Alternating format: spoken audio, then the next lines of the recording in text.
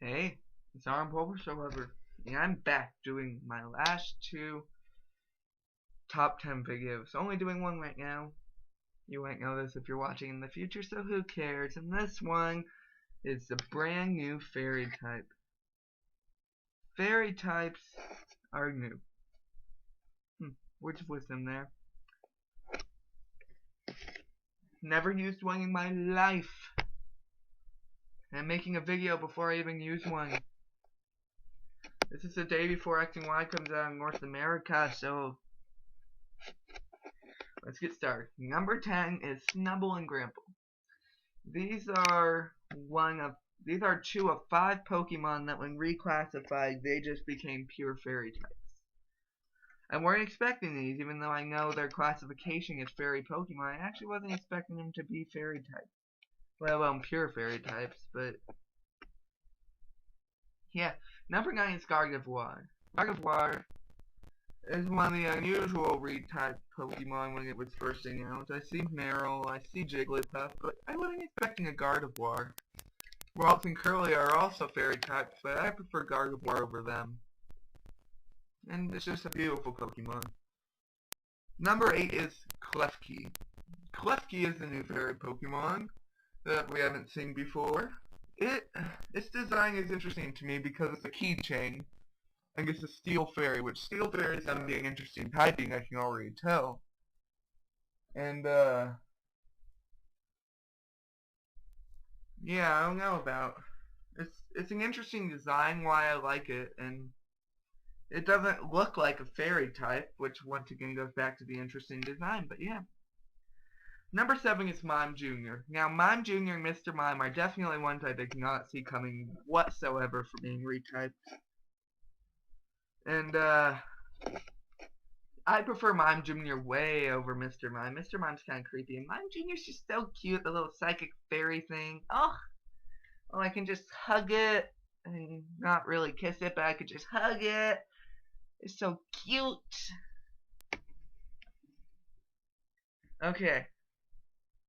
Number 6 is Cleffa, Clefairy, and Clefable. I predicted it. These are the other 3 Pokemon that are purely retyped to Fairy. I predicted they'd be Fairy types. Their classification is Fairy Pokemon. Clefairy is Fairy in its name. I mean, seriously, of course they're Fairy types. Wasn't too sure about Cleffa, but it is. That's all I have to say about that.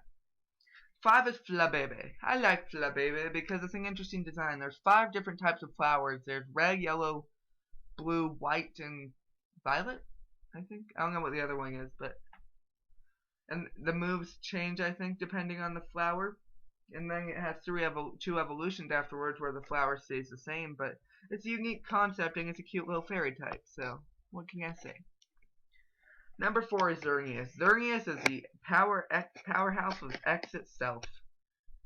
It's an interesting Pokemon for sure. It's a deer. It's kind of different for a legendary. Fairy doesn't really look like a fairy type, but I really like the design of it. I mean, I love the glowing like antlers and stuff, but yeah, so sorry, that was the mouse. I'm clicking some stuff, and so yeah, I'm excited for Xerneas. X is my go-to choice, so yeah. Number 2 is Denga. Now, it's rare.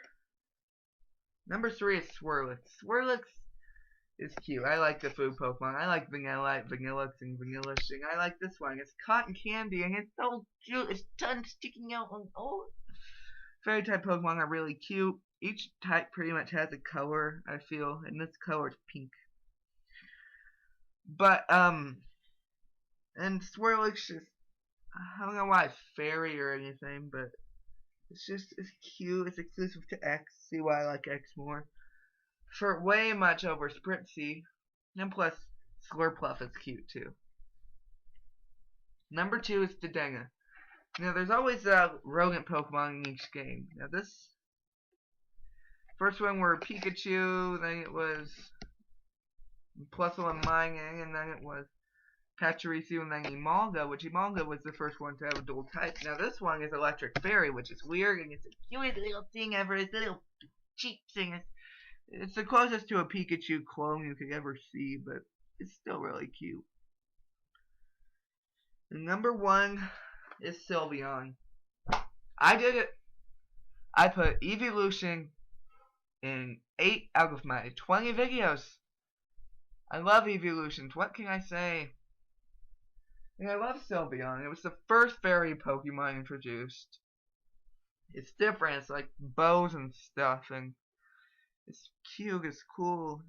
It's a way of evolving is amazing, where you have to maximize the stats on Pokemon and Me, which is friendliness, something else, and hunger, and then level it up and it'll evolve into a Sylveon. I mean, besides the stones, I feel that's the easiest way for this to happen. Sure, leveling up next to a moss rock can be easy, moss or ice rocks, but you have to level up then. You have to have maximum friendship and level it up or day or night with Espeon and Umbreon, which I feel are the hardest.